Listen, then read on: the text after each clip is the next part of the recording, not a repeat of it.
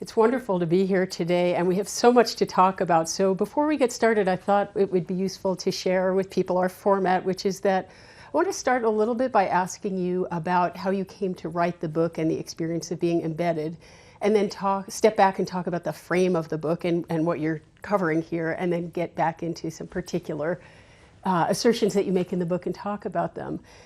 So the book is called Forcing the Spring, with the subtitle Inside the Fight for Marriage Equality. And to get inside the fight, as you say, you fully embedded yourself with the team, the activists, the lawyers, and the plaintiffs who challenged California's Proposition 8, which was, of course, the constitutional amendment that took away marriage rights from same-sex couples in California. So for starters, I'm interested in how this came to pass. You say that at the end of the book, you got interested in the story because you interviewed Ted Olson and you reported on his coming out in favor of marriage equality, and the story was published about 3 months after the lawsuit was filed. So I'm curious, did you make the first phone call to the team to cover the story? Yes, I did. So I picked up the paper one day and I saw that Ted Olson and David Boyce, who were opposing counsels in the Bush v. Gore litigation, had filed this lawsuit. And I had known both men, actually. I covered the recount, and I thought, whatever the story is of how Ted Olson, this conservative icon, came to embrace this cause, has got to be, it's got to be a fascinating story. And so I was in between investigative projects, and I picked up the phone and called and said, I'd really love to do this story. And in fact, it was a little bit funny because some of my editors at the New York Times said, well, it's not exactly investigative. I normally do these kind of deep dive investigative stories. I said, yeah, I know, but I'm just really fascinated by this. And plus, I'm the only person that Ted Olson will talk to at the New York Times because he hates the New York Times. Let me ask you this then. So you wrote, he talked to you obviously, and you wrote the story. Yeah. And then, did you make the first call about writing the book? I did. Look, Who did you call? I called both Chad Griffin, who was the head of the American Foundation for Equal Rights, which is the foundation that was formed to fund this lawsuit, essentially, and Ted. And I just said, look, I'm just, I kind of, I always knew that I would know what the right book was to write. I mean, every journalist thinks that they have a book in them, right? Mm-hmm. And I always felt, well, I'd have to feel really passionate and very, I'll know it when I see it. And I just knew it. I knew that this was the book that I wanted to write. And I wanted to write it for so many reasons, but mostly because this was, to me, just a fascinating group of people. During the course of reporting this story, I, of course, got to know the 4 plaintiffs at the heart of this lawsuit. And I just, was captivated. I wanted to find out what would happen to them. And, this was as you know, this was not, this was a controversial strategy to take this cause to the Supreme Court.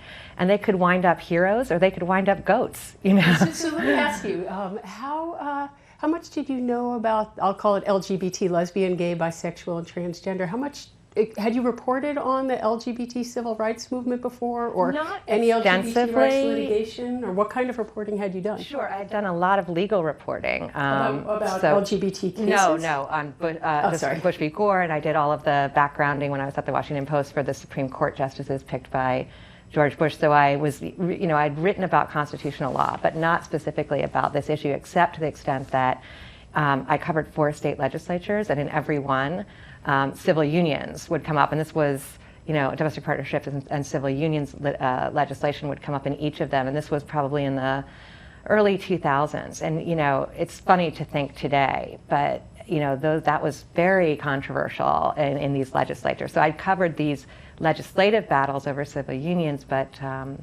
certainly not, the landmark cases that you were involved in.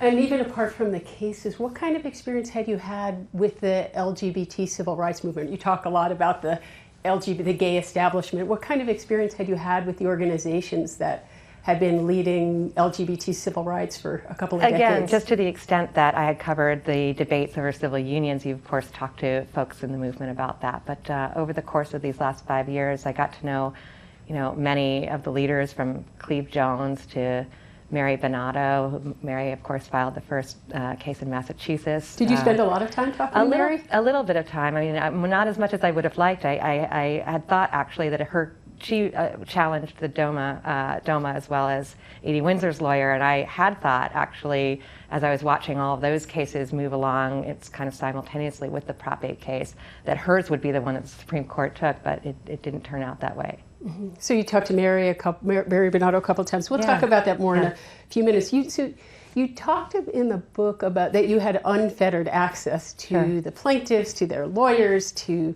Chad Griffin, who started the organization American Foundation for Equal Rights, and then now is the head of Human Rights Campaign, which is the largest LGBT political advocacy group.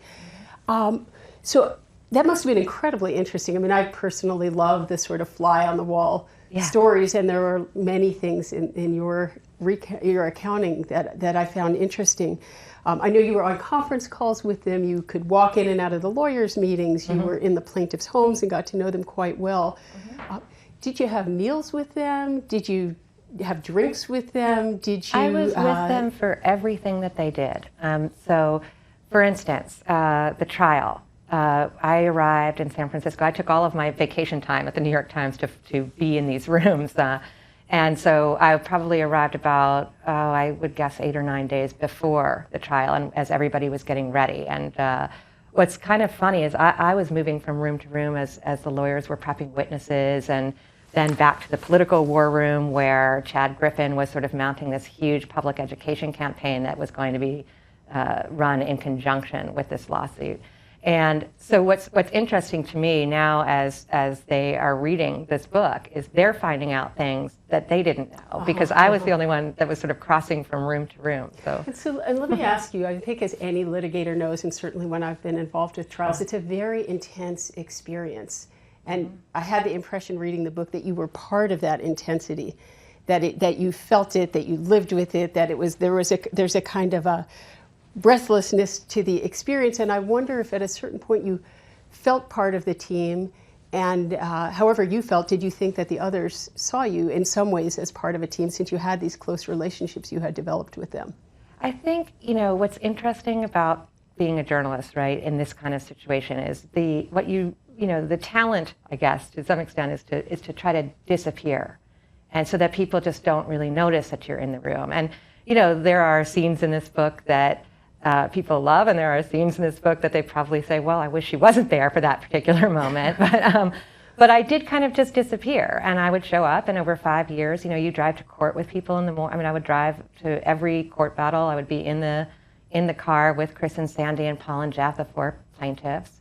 And you were having meals listening with to them to the extent that everybody was sitting around and waiting for, waiting for decisions, and we were having coffee or pastries or eating way too much chocolate. Did you feel part of the team? I know you said you were I'm a journalist, so I'm an observer of the team, and I'm a chronicler of what they did, but I was not a part of the team. So let me ask you, let's step back. So the book, as the subtitle of the book is Inside the Fight for Marriage Equality, and then at the end, you have this nice section where you talk about how you got interested in writing the book, and you say that you describe the book as giving an insider account of this chapter in the nation's civil rights history, that is the fight for marriage equality.